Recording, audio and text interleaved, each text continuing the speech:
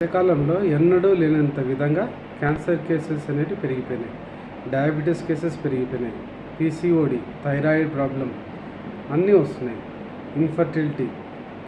వీటికి కారణాలు మెయిన్ ఏమంటే మన బాడీలో ఉండే డిఎన్ఏ, సెల్లో డిఎన్ఏ ఉంటుంది కదా, దాని స్ట్రక్చర్ అనేది దెబ్బతింటుంది. ఎందుకు అంటే కెమికల్స్ ఎక్కువగా తీసుకుంటున్నాం. మార్నింగ్ లేస్తేనే టూత్పేస్ట్ ఉంటాం, అది కూడా కెమికలే. చక్కెర కాఫీలో, స్వీట్స్లో వేసుకుంటున్నాం, అది కూడా కెమికలే. మైదా పిండిలో కెమికలే. స్టార్చ్ పిండి అనేది కొనుక్కుంటాం, అది కూడా కెమికలే. బేకరీలో ఫాస్ట్ ఫుడ్స్ తింటాం, అవన్నీ ఫాస్ట్ ఫుడ్స్, కేకులు, ఇవన్నీ కెమికల్స్ మిక్స్ చేసి ఉంటారు. వీటిని ఎక్కువగా తీసుకోవడం వల్ల మన బాడీలో ఉండే ఫిజియాలజీ దెబ్బతింటుంది. అందువల్ల ఈ కేసెస్ అనేది రైజ్ అవుతాయి. మనకు డిసీజ్ వచ్చిన తర్వాత ఇంగ్లీష్ సిస్టమ్ మేలా, ఆయుర్వేదం మేలా, హర్బల్ ట్రీట్మెంట్ మేలా అని ఏదో ఒకటి సెలెక్ట్ చేసుకుంటాం. అలా కాదు, మీలో ఇమ్యూన్ సిస్టమ్ బాగుంటేనే ఏ సిస్టమ్ ఆఫ్ మెడిసిన్ అయినా పనిచేస్తుంది. ఇమ్యూన్ సిస్టమ్ డౌన్ అయితే ఏ సిస్టమ్ పనిచేయదు. అందుకని ఇమ్యూన్ సిస్టమ్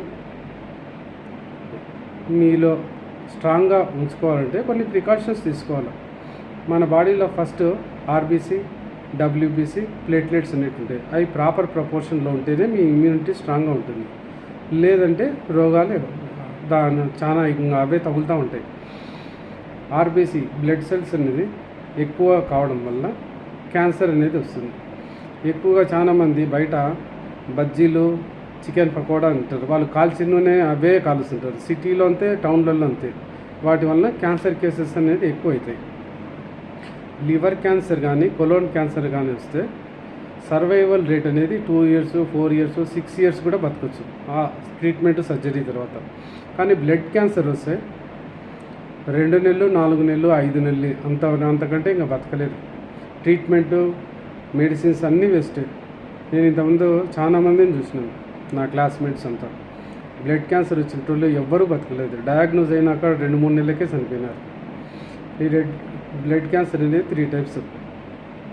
ల్యూకేమియా, ఇది ఎక్కువగా చిన్నపిల్లల్లో వస్తుంటుంది. అబ్నార్మల్గా రెడ్ బ్లడ్ సెల్స్ పెరిగిపోతాయి ఎక్స్పెన్షనల్గా, వాళ్ళు రక్తంతో వాంతి కక్కుంటారు. తర్వాత లింఫోమా, ఇది వైట్ బ్లడ్ సెల్స్ నుంచి వస్తుంది. ఇంకొకటి మైలోమా, ఇది బోన్ మర్రోలో నుంచి వస్తుంది.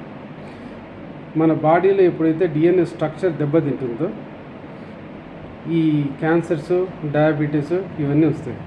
అందువల్ల కెమికల్ ఇంటేక్ అనేది తగ్గించండి. చక్కెర తీసుకోవడం వద్దు. తర్వాత మీ ఇంట్లో డిషెస్ అనేది కెమికల్స్తో వాష్ చేయకుండా మామూలుగా వేరే విధంగా స్క్రబ్తో క్లీన్ చేయండి. బయట ఫాస్ట్ ఫుడ్స్ను అవాయిడ్ చేయండి. కేకులు తినద్దండి. బయట నూనెలో చేసినట్టు ఏమీ తినద్దండి. దీంతో ఇలా చేస్తే మీ క్యాన్సరు ఇట్లాంటివన్నీ అవాయిడ్ చేయొచ్చు. That's all for now. Thank you for watching.